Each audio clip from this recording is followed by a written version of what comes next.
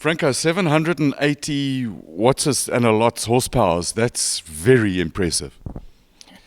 Yeah, Colin, now look, we've been doing a lot of work on the car, and thanks to Gavin, I mean, he came out with all these little tricks. I mean, he's been in the drag business for a hell of a long time, and we've changed the old Mobil1 Supercar engine with a little bit of goodies, and and I was surprised myself, at the end of the day, where it made 700 and something horsepower. I mean, that's the strongest I've ever seen this car ever go.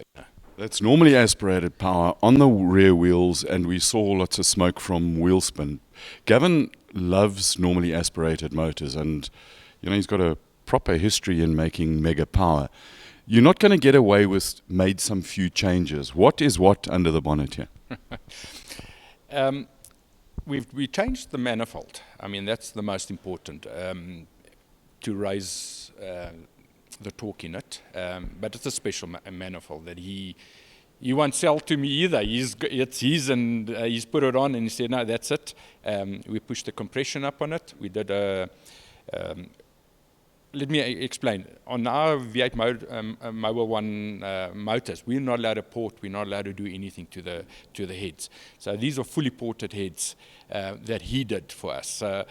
So all those little things, titanium valves and things like that. So, to make that sort of horsepower, you have to put the best of the best in it. So this is what. And what does it rev to now? The motor can rev to 7.7, 8,000 RPM, but you know what, the torque curve, we drop off at about 7.72, so to rev at about 7.4, and then change it, it'll be perfect.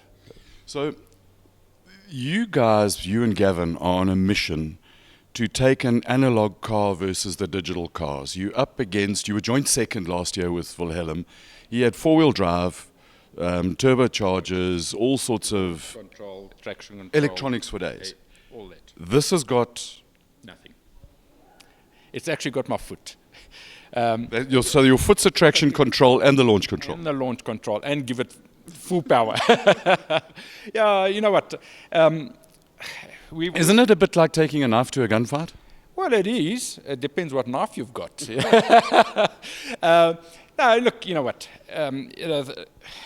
Colin, the first year we went with the car, they actually laughed at us. They said, you bring in what they call the old West Bank cars. How do you bring a car like this to a hill climb? It's not supposed to even, you can't launch it. I mean, our first gears in these cars are about 160 k's an hour. So that's for track racing, because you've got rolling starts. 100%. So I said to them, I don't come here just to play around. I've come here to do something, and let me try. I mean, the first time, and I mean, I think it was 5th overall, and I won my class. So, and I thought, well, there's something more to this. So the year afterwards, we built a bigger engine and all that, and then we broke it. We overheated it by mistake, and so we went back to the small engine, but the right gear ratios. And yeah, we proved it in 2019. We finished the joint second there. And it was on a 40.3, hey? 40.3, yeah. And I think Franco Scrivanti did a 38. 39, 39, yeah. 39 for whatever it was. Yeah. So it's close. Yeah, it's a second, and you must understand, we only making about 600. Well, you used to make only 600 horsepower. They're making over 1,500 horsepower with traction, with launch, with this. But they're a bit heavier than you as well. Eh? Yeah, they're about 1,600 kilos. Where we're sitting at 1,200 kilos at the moment with me in the car. So I've taken about 60, 70 kilos out of the car. So yeah.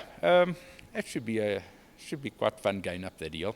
You've got a glint in your eye. There's something, all the little bits and pieces that you've learned over the years on it, is the motor, the traction. You've done something with the springs at the back, make it even softer to get it to sit down and get good weight transfer. Yeah, Colin, you know what? It's a track car. So to go and convert it to a hill climb car, you must understand a track car is a stiff car. So you need it to squat when you get off the line. But the problem is when you got corners up there, okay, and if you got too soft in these cars, you're gonna lose out on the handling. So you got to compromise something along the line. And I've got a very good balance on the car where I can actually launch it, and it goes through a corner fairly quick. So that's why I'm actually smiling, you know. So you've done, Gavin's built a proper motor, you've had it on his dyno, there's lots of power. You've gone testing, done some launches with it, and what's it been like? Well, it's actually surprised myself. With a tyre that's a little bit warm, it actually hooks up. There's hardly any wheel spin in it. So I've surprised myself by doing, look, I do my own shocks as well. I mean, all the shocks in the cars and suspension-wise. I actually surprised myself that I couldn't get it to look at 800 horsepower with wheel spin. But the way I do it, I showed you, it actually launches. I actually surprised. It's fairly quick. Let's go back to 2019. Last year we didn't have a Simola hill climb, and you were in the top 10. What's going through your mind when you come up to the start, and then just share your thinking as you went through that run? Colin, it's difficult because you got to control that car. If you slip the clutch too much, you're going to burn it. You know, so you got to keep the concentration as high as possible, because you've got to get that launch 100%, because if you really floor it, it's going to wheel spin and you're not going to go anywhere. If you don't give it, you're not going to go, it's going to bog down and you're not going to go anywhere. So the concentration on there, to me, is the launch is the most important. I mean, it's not like all the other cars, you press a button and you hold it and you put your foot flat and the car does everything for you. This is the highest concentration of this car is the launch, and that's what I've been working on. The rest of the corners, I mean, it doesn't bother me because a car can handle the corners, it can go through, it brakes where I want it to stop or slow down. So it's the launch, it's the most important for me at the end of the day. And then you come into what some guys call turn one, which is that first sort of right-hander, but you reckon that that's not much of a corner. It's turn one for you, is that the left-hander? Colin, what I call turn one, the very first one to the left is not actually a corner. I mean, that's flat out. But when you turn right and you're going up the hill, that's actually, for me, it's turn two. Okay?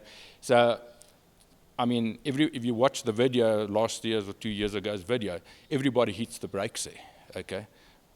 I go through that corner virtually, I just ease off and I put it flat through the corner. Is that because it handles so well? It handles very good. I mean, take it, that's a 160k corner. You go to East London, and Potters and Rifle, we're doing 290 k's an hour, and we're going flat through there. So 160 for us is virtually nothing at the end of the day. So yeah, it's dangerous. I mean, it's off camber and all that, but the car can do it. Talk about danger for a bit, and is the higher the danger, the higher the reward and the satisfaction of flirting with that, going off the edge of the cliff into a million pieces, and that final second. Doesn't the danger add to the excitement and satisfaction for you? Colin, it does, but I don't actually think about that. You know, I concentrate on the race. I concentrate on the tar, and just go as fast as possible, because if you start thinking, if this is going to break off and that's going to do this, then you might as well stay at home. And you've got to stop. Then stay at home, because you're not going to do anything about it. Forget about all that. Put your head on it and go up that hill. But when you've done it and you've got a good time and you think, woo, that was a little bit iffy, then, it's cool, isn't it? You know, Colin, I've been doing this for 33 years. You know, motor racing. You're close to 70, aren't you? Close. But anyway, let's not go there. Yeah, I've been doing it for like 33, 34 years, motor racing. And when I have a good race, and you'll see me, okay? Before the race, you won't see me, because I'm actually walking away and get my head right. But after the race, I've actually got the heebie-jeebies. I've got the shivers. I've got, you know, that butterflies still running. Then I know I've done it well. I don't even have to look at the time. I just know it's on the button. Franco, you've been very generous in your time in allowing us to watch that dyno run and to show the numbers. Thank you very much. It's not long to go. It's exciting now, eh? It's exciting. You know, I've been excited on every time, everything new. any competition I've been excited, but this one I've been a little bit more excited because I've actually put lots of work into the car. You know, usually I just do a few mods and then away we go. This year I've really spent time and money on it, so I hope the reward is there at the end of the day. Eh? It's C for serious and F for fast. Good luck, have fun. We'll see you at the hill. Thank you, Colin. Thank you very much. I'll see you there. Cheers. Cheers.